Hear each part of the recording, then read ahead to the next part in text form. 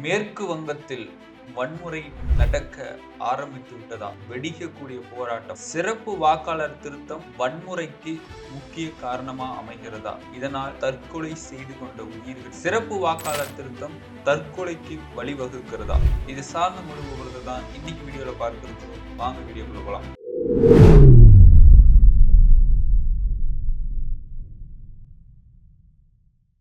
கோபாசை நண்பர்களுக்கு வணக்கம். நான் உங்கள் சின்னா. இது அரசியல் களம். தொடர்ந்து பேசுவோம், உண்மையை உறக்க சொல்வோம். நம்முடைய சேனலை மறக்காம சப்ஸ்கிரைப் பண்ணிக்கோங்க.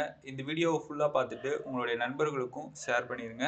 இந்த வீடியோவை ஃபுல்லா பார்த்துட்டு உங்களுடைய கருத்துக்களை மறக்காம பதிவிட்டுருங்க. மேற்கு வங்கம் உள்ளிட்ட 12 மாநிலங்கள்ல சிறப்பு வாக்காளர் திருத்தம் நடத்த போறாங்க. ஏற்கனவே பீகார்ல நடத்தியிருந்தாங்க. அதுல லட்சம் மக்கள் வாக்காளர் பட்டியலிருந்து நீக்கப்பட்டிருந்தாங்க. அடுத்து தமிழ்நாடு, அசாம், கேரளா, மேற்கு வங்கம் இது போன்று அடுத்தடுத்து எங்கெங்கெல்லாம் தேர்தல் நடக்க போதோ அந்த மாநிலங்களில் சிறப்பு வாக்காளர் பட்டியல் திருத்தம் நடக்க போறாங்க. இந்த சிறப்பு வாக்காளர் பட்டியல் திருத்தம் ஏற்கனவே நடந்திருக்கா அப்படின்னு பார்த்தோம்னா நடந்திருக்கு. 2003ல நடந்தது. ஆனா 2003ல நடந்ததுபடியே தான் இப்ப நடத்துறாங்களா அப்படின்னு கேட்டா அதற்கான கைட்லைன்ஸ் எதுவுமே இல்ல அப்படின்னு ஞானேஷ்குமார் அவர்கள் அந்த டாக்குமெண்ட்டை மறைத்ததை அந்த வீடியோவும் நம்மளுடைய சேனல்ல போட்டிருக்கோம். அதை பார்க்கலன்னா மறக்காம அந்த வீடியோ போய் பார்த்துட்டு வாங்க. அது மட்டும் இல்லாம இந்த சிறப்பு வாக்காளர் பட்டியல் திருத்தம் அப்படிங்கிறது குடியுரிமையை ஆய்வு செய்வதா, இந்தியாவுடைய குடிமகன் தான் அப்படிங்கறத நிரூபிக்கிறதா? அப்படி கிடையாது. ஆனா இவங்க இந்தியாவுடைய குடிமகனா இல்லையா அப்படின்னு தேர்தல் ஆணையம் இதுல ஈடுபட்டு சிறப்பு வாக்காளர் பட்டியல் திருத்தம் அப்படிங்கிற பேர்ல இஸ்லாமியர்களுடைய வாக்குகள்,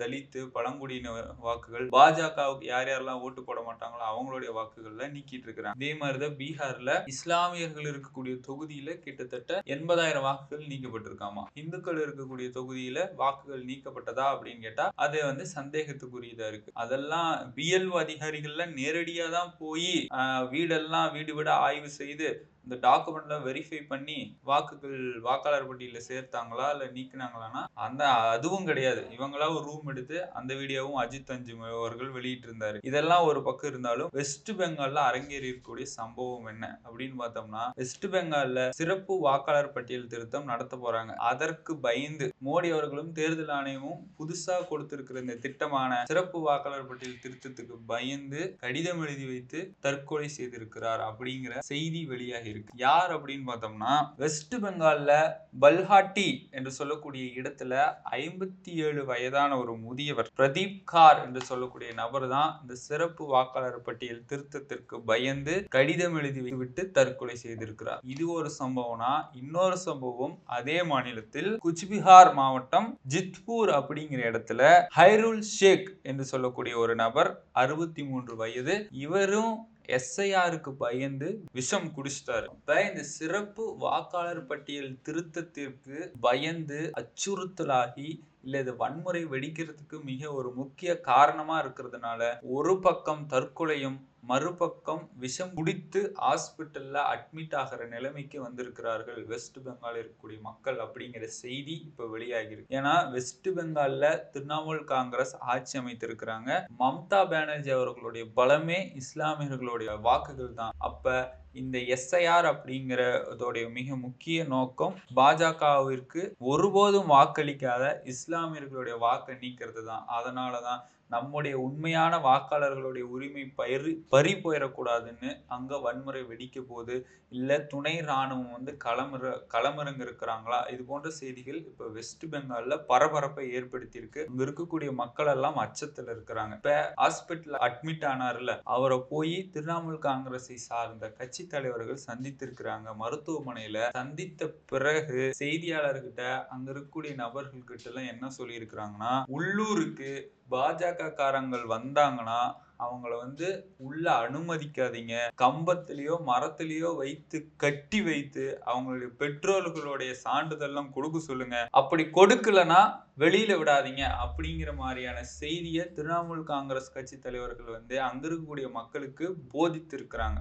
ஏன் அந்த மாதிரி போதித்திருக்கிறாங்க அப்படின்னு பார்த்தோம்னா, உண்மையான வாக்காளருடைய உரிமை பறி போயிடக்கூடாது அப்படிங்கிறதுக்காக தான். ஏன்னா இத்தனை ஆண்டுகளாக இஸ்லாமியர்களை வந்தேரிகள் சட்டவிரோதமாக குடியேறிட்டாங்க அப்படின்னு சொல்லி பாஜக அரசாங்கம் தொடர்ந்து அவங்களுக்கு துரோகத்தை இழைத்து கொண்டிருக்கிறாங்க.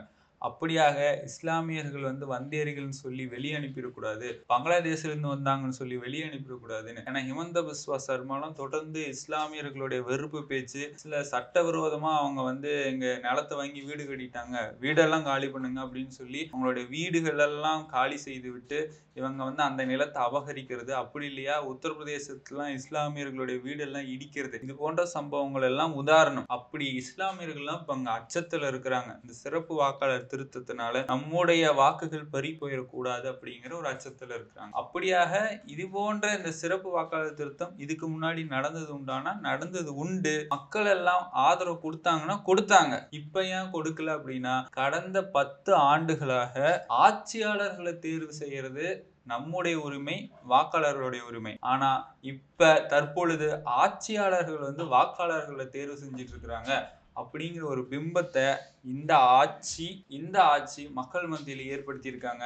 அதனாலதான் மக்கள் எல்லாரும் அச்சத்திலும் பரபரப்பிலும் இந்த எஸ்ஐஆருக்கு எதிராக கொந்தளிக்க தொடங்கி இருக்கிறாங்க அப்படிங்கிறது தான் உண்மையான சம்பவம். இதையெல்லாம் ஒட்டி தான் திரிணாமுல் காங்கிரஸ் இப்ப என்ன சொல்றாங்க அப்படின்னு பார்த்தோம்னா, இந்த எஸ்ஐஆர் அப்படிங்கிறது மறைமுக என்ஆர்சி, சிஏ இதெல்லாம் வந்து வெஸ்ட் பெங்கால் அமல்படுத்தி இவங்க இஸ்லாமியர்களை வெளியேற்ற பார்க்குறாங்க. இது மட்டும் இல்லாமல் இந்த எஸ்ஐஆர் ஒரு நோக்கமாக வைத்து இந்தியாவுடைய குடிமகன் யார் அப்படிங்கிறத தீர்மானிக்கிறத எஸ்ஐஆரை ஒரு முன் உதாரணமாக எடுத்துப்பாங்க. அதனால தான் எஸ்ஐஆரை எதிர்த்து போராடுறோம், எஸ்ஐஆருக்கு எதிராக கொந்தளிக்கிறோம் அப்படின்னு திரிணாமுல் காங்கிரஸ் கட்சியினர் தெரிவித்திருக்கிறாங்க.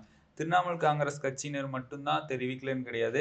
இந்தியாவில் இருக்கக்கூடிய மிக முக்கியமான பிரதான கட்சிகள் எல்லாருமே எஸ்ஐஆரை எதிர்க்க தான் தொடங்கியிருக்கிறாங்க. தமிழ்நாட்டில் திராவிட கட்சி, கேரளாவில் கம்யூனிஸ்ட், வெஸ்ட் பெங்காலில் திரிணாமுல் காங்கிரஸ், பீகாரில் தேஜஸ்வி யாதவ் அவர்களுடைய கட்சி, இது போன்ற கட்சிகள் எல்லாமே எஸ்ஐஆரை எதிர்க்க தொடங்கி இருக்கிறாங்க. ஏன்னா எஸ்ஐஆர் எதிர்கட்சிகளுக்கு வாக்களிக்கக்கூடிய வாக்காளர்களுடைய உரிமையை பறிப்பதும் எதிர்கட்சிகளை ஒடுக்குவதற்காக தான் தேர்தல் ஆணையமும் பாஜகவும் சேர்ந்து இந்த எஸ்ஐஆரை அமல்படுத்தி இருக்கிறாங்க அப்படின்னு ஒரு பக்கம் சொல்றாங்க. மறுபக்கம் தேர்தல் ஆணையத்தின் சார்பாக இவிஎம்ல மோசடி நடக்குது, ஓட்டர் லிஸ்ட்ல மோசடி நடக்குது.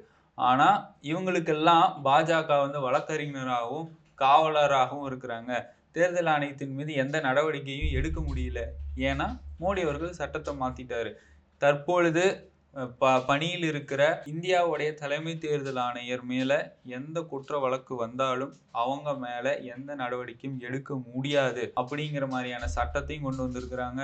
தேர்தல் ஆணையர் நியமனத்திலையும் ஒரு புது சட்டம். இந்தியாவுடைய எதிர்கட்சி தலைவர், அது மட்டும் இல்லாம பிரதமர், அது மட்டும் இல்லாம உச்சநீதிமன்ற நீதிபதி இருக்கணும்.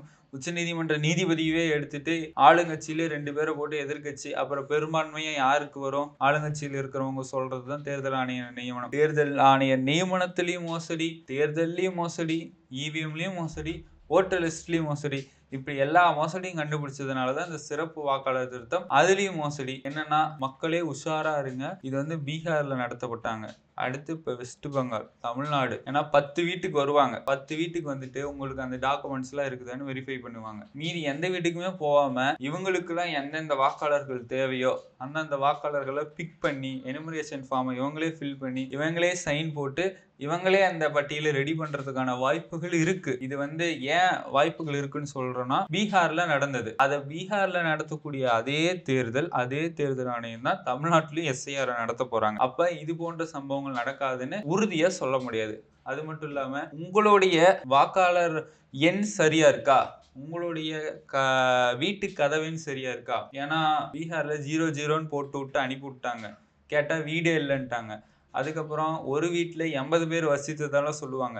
என் குடும்பத்தில் இப்போ 5 பேர்னா 5 பேர் இல்லாமல் 80 பேர் போட்டு விட்டு இவங்களெல்லாம் நான் ஓட்டு போட வந்தாங்க, பாஜகவுக்கு இவங்களாம் ஓட்டு போடுவேன்னு சொல்லுவாங்க. அப்புறம் ஆங்கில இதழ் இந்தியன் எக்ஸ்பிரஸ் போய் ஆய்வு பண்ணிட்டு அப்படிலாம் யாருமே இல்லப்பா அப்படிங்கிற மாதிரி சொன்னாங்க. அதே மாதிரி உங்களுடைய போட்டோ உங்களுடைய வாக்காளர் எண்ணுக்கு கீழே இருக்கா, இல்லை வேற யாரோடைய போட்டோ இருக்கா, இதெல்லாம் நீங்க தெள்ள தெளிவா பார்க்க வேண்டி இருக்கிறது. அப்படி இல்லைன்னா தேர்தல் ஆணையத்தின் மீது நடவடிக்கை எடுங்க அப்படின்னு புகார் கொடுக்கலாம். இது மட்டும் இல்லாம ஒரு முக்கியமான விஷயம் என்னன்னா, இந்த ஓட்டர் லிஸ்ட் டிராஃப்ட் பட்டியல் வெளியிடுவாங்க. அந்த பட்டியல்ல இறந்து போனவர்கள் உயிரோடு இருக்கிறவங்களாகவும் உயிரோடு இருப்பவர்கள் இறந்து போனவங்களாகவும் வெளியிட்டுருவாங்க. அதுல நீங்க கவனமா கவனிக்க வேண்டும்.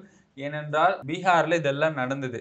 இது மட்டும் இல்லாம உங்களுடைய தாய் தந்தை தகப்பனார் பேரு அங்க என்ன போட்டு வச்சிருந்தாங்க? ஏபிசிடி இஎஃப்ஜிஹெச்ல போட்டு வச்சிருந்தாங்க. இது போன்று ஓட்டர் லிஸ்ட் டிராஃப்ட் பட்டியல் சிறப்பு வாக்காளர் பட்டியல் திருத்தத்திற்கு பிஎல்ஓ அதிகாரிகள் உங்க வீட்டுக்கு வராங்களா? வந்து அந்த டாக்குமெண்ட்லாம் வெரிஃபை பண்றாங்களா? அப்படிங்கிறதுலயும் கவனமா இருங்க. வெரிஃபை பண்ணதுக்கு அப்புறம் டிராஃப்ட் பட்டியல் வெளியிடுவாங்க. அதுலயும் கவனமா இருங்க. இந்த கவனத்தில் இருந்தா மட்டும்தான் தமிழ்நாட்டில் பாஜக நுழைவதற்கான வாய்ப்பே கிடையாது. பாஜக அதிமுகவுடன் கூட்டணி வைத்து தமிழ்நாட்டில் நுழைவதற்கான ஒரு வாய்ப்பா தான் எஸ்ஐஆர பார்க்குறாங்க. அதை நாம் ஒருபோதும் அனுமதிக்க கூடாது. தொடர்ந்து எதிர்த்து நிற்போம். தொடர்ந்து நம்முடைய வீடியோ பாருங்க. மீண்டும் ஒரு அரசியல் களத்தில் நான் உங்களை சந்திக்கிறேன். அதுவரை உங்களிடமிருந்து விடைபெறுவது நான் உங்கள் சின்னா.